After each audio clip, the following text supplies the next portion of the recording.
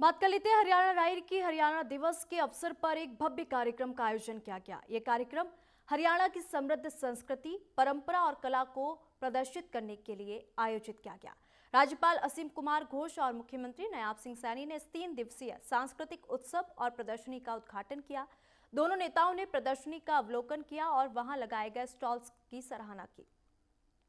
इन stalls में हरियाणा की लोक कला, हस्तशिल्प, कृषि उत्पाद और ग्रामीण जीवन की झलक देखने को मिल रही है। हरियाणा के अलग अलग जिलों की परंपराएं यहां एक ही छत के नीचे जीवंत दिखाई दे रही है। साथ ही मंच पर एक से बढ़कर एक सांस्कृतिक कार्यक्रमों का आयोजन किया जा रहा है। लोकगीत, नृत्य और हरियाणवी रागनी की मनमोहक प्रस्तुतियों से पूरा माहौल रंगीन हो उठा है। इस मौके पर पर्यटन मंत्री डॉक्टर अरविंद शर्मा, कृषि मंत्री श्याम सिंह राणा और प्रदेश के कई वरिष्ठ अधिकारी भी मौजूद हैं। कार्यक्रम का मकसद है हरियाणा की गौरवशाली संस्कृति को नई पीढ़ी तक पहुंचाना और प्रदेश के विकास में लोक संस्कृति की भूमिका को उजागर करना। राज्यपाल और मुख्यमंत्री ने इस अवसर पर लोगों को हरियाणा दिवस की शुभकामनाएं दी और प्रदेश के नागरिकों से अपील की कि वे अपनी भाषा, बोली और संस्कृति को हमेशा जीवित रखें। इस 3 दिवसीय उत्सव में आने वाले दिनों में भी लोक कला प्रदर्शन, भोजन उत्सव और पारंपरिक खेलों का आयोजन किया जाएगा। पंचकूला इन दिनों सच में हरियाणा की संस्कृति का उत्सव बन गया है, जहां हर कोना हरियाणवी रंग में रंगा नजर आ रहा है।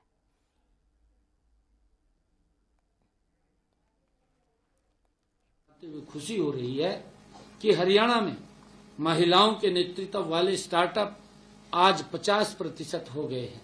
हमारी बहनें 50% बहनें आज स्टार्टअप में आ चुकी हैं। माननीय प्रधानमंत्री जी ने पानीपत से 22 जनवरी 2015 को राष्ट्रव्यापी अभियान बेटी बचाओ बेटी पढ़ाओ की शुरुआत की थी। साथियों, इस अभियान से प्रदेश में लिंगानुपात वर्ष 2014 में 871 था, जो आज 2025 में ये 906 उस सुधर करके हो गया है।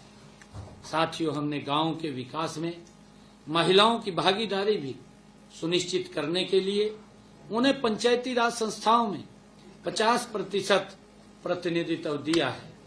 साथियों, हम हेल्दी इंडिया बनाने में माननीय प्रधानमंत्री नरेंद्र मोदी जी द्वारा शुरू किए गए फिट इंडिया मूवमेंट को सफल बनाने के लिए हमारी सरकार संकल्पबद्ध है। इस लक्ष्य के लिए हेल्थ इंफ्रास्ट्रक्चर सुदृढ़ बनाया जा रहा है। हम हर जिले में एक मेडिकल कॉलेज खोलने के लक्ष्य की तरफ तेजी से हमारी सरकार बढ़ रही है।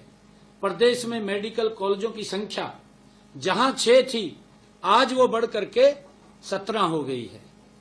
अब इनमें जो MBBS की सीटें थी वो पहले 700 थी 2014 से पहले, आज बढ़ करके 2385 हो गई है।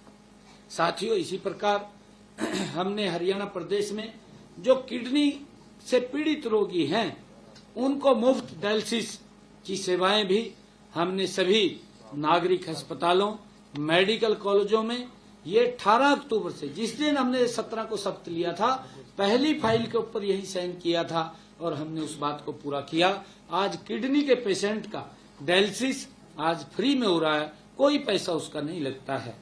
साथियों, प्रदेश में हमने आयुष्मान योजना, चिरायु योजना के तहत 1 करोड़ 34 लाख लोगों को सालाना हमारी सरकार, ये डबल इंजन की सरकार, 5 लाख रुपए तक का मुफ्त इलाज देने का काम कर रही है। मुझे इस योजना के तहत हरियाणा प्रदेश के अंदर जिन लोगों ने लाभ उठाया है, ऐसे 25,39,000 मरीजों ने इस योजना के तहत अपना इलाज कराया है और हरियाणा सरकार ने उस इलाज की एवज में 4,124 करोड़ रुपया मुफ्त इलाज का दिया है। पंचकुला में आज मुख्यमंत्री नायाब सिंह सैनी ने राज्य स्तरीय रक्तदान शिविर का शुभारंभ किया। यह शिविर श्री गुरु तेग बहादुर जी के 350वें शहीदी वर्ष के उपलक्ष्य में आयोजित किया गया। गुरु तेग बहादुर जी का जीवन त्याग, बलिदान और सत्य की रक्षा का प्रतीक रहा और उसी प्रेरणा से आज ये रक्तदान शिविर सेवा ही सर्वोपरि की भावना को साकार करता नजर आया। मुख्यमंत्री नायाब सिंह सैनी ने शिविर पहुंचकर रक्तदाताओं को बैज लगाकर उनका हौसला बढ़ाया। उन्होंने कहा कि रक्तदान एक ऐसा पुण्य कार्य है जो किसी अनजान व्यक्ति की जिंदगी बचा सकता है। मुख्यमंत्री ने युवाओं से भी अपील की कि वो आगे बढ़कर ऐसे अभियानों में भाग लें और समाज में जागरूकता फैलाएं।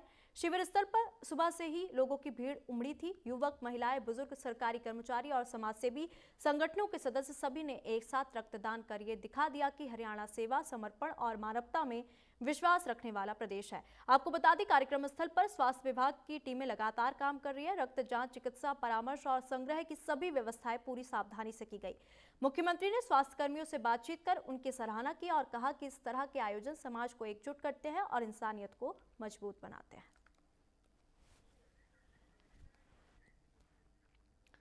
इसी के साथ वक्त हो चला है छोटे से ब्रेक का, कहीं मत जाएगा, चल लौटेंगे।